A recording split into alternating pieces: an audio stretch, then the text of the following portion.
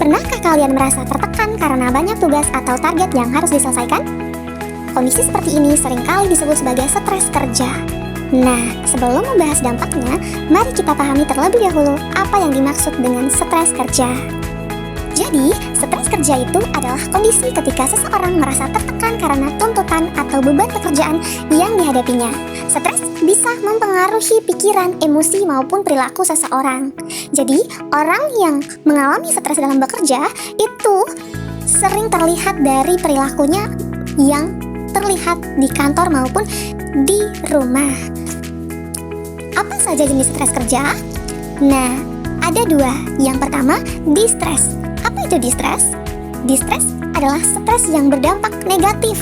Misalnya, karena tekanan kerja yang berlebih sehingga membuat seseorang cemas atau tidak fokus. Lalu, eustress. Apa itu eustress? Eustress adalah stres yang berdampak positif. Misalnya, tantangan kerja yang justru membuat seseorang lebih semangat dan termotivasi. Jadi, jenis stres itu ada dua, yang positif dan juga negatif. Nah, lalu stres ini disebabkan oleh apa? Beberapa penyebab stres kerja di antara lain yaitu beban kerja yang terlalu banyak, target atau tuntutan pekerjaan yang tinggi, konflik dengan rekan kerja atau atasan, lingkungan kerja yang kurang nyaman, dan kurangnya dukungan dari organisasi. Jadi, penyebab stres kerja ini ada 6. Lalu, bagaimana kita melihat gejala dari stres kerja? Orang yang stres kerja itu terlihat seperti apa? Nah, gejala stres kerja itu dapat kita lihat dari yang pertama, mudah marah atau emosional. Nah, orang yang mengalami stres kerja itu emosinya tidak bisa terkontrol. Kadang dia sering marah-marah atau kadang dia tiba-tiba diam. Itulah orang yang mengalami stres kerja. Lalu yang kedua, sulit berkonsentrasi. Nah, orang yang terpapar stres kerja ini tuh tidak bisa berkonsentrasi. Lalu, sulit tidur. Dan merasa cemas serta produktivitasnya menurun. Jelas banget kan gejala stres kerja itu apa-apa aja, teman-teman? Lalu, dampak apa yang ditimbulkan dari stres kerja? Ada 2. Yang pertama itu dampak bagi individunya sendiri dan dampak bagi perusahaan. Yang pertama, dampak bagi individu. Berdampak pada fisik, psikologis, dan juga perilaku. Nah, fisiknya itu menjadi mudah lelah, sakit kepala, tekanan darah meningkat, dan sulit tidur.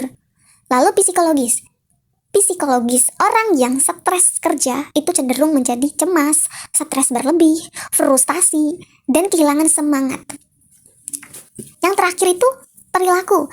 Nah, perilaku orang yang sedang mengalami stres kerja itu sering terlambat, sulit fokus, banyak melakukan kesalahan, dan produktivitasnya pasti menurun.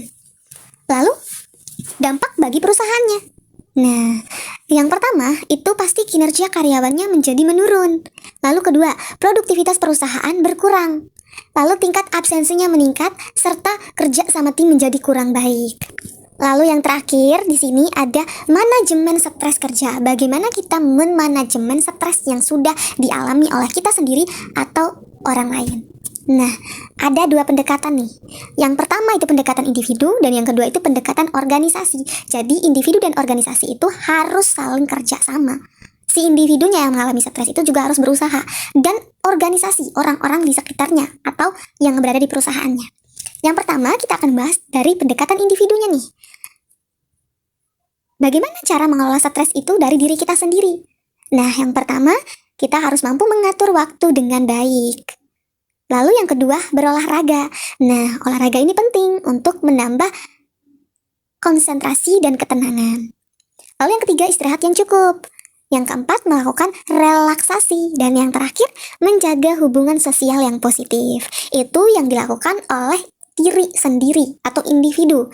Lalu bagaimana dengan pendekatan organisasi atau perusahaan?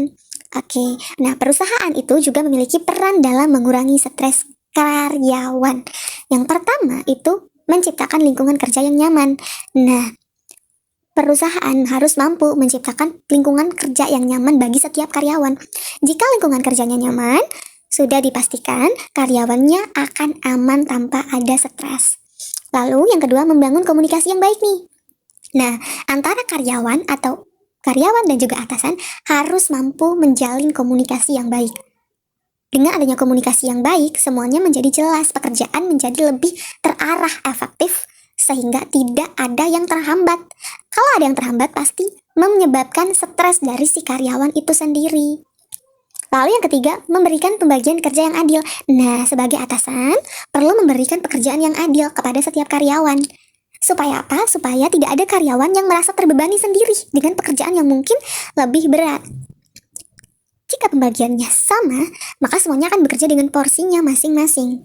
Tetapi jika pekerjaannya lebih berat si A dan si B-nya lebih ringan, otomatis si A lebih stres, kebingungan dalam menyelesaikan pekerjaannya dan merasa dianaktirikan karena si B lebih ringan sementara si A-nya sendiri lebih sulit pekerjaannya.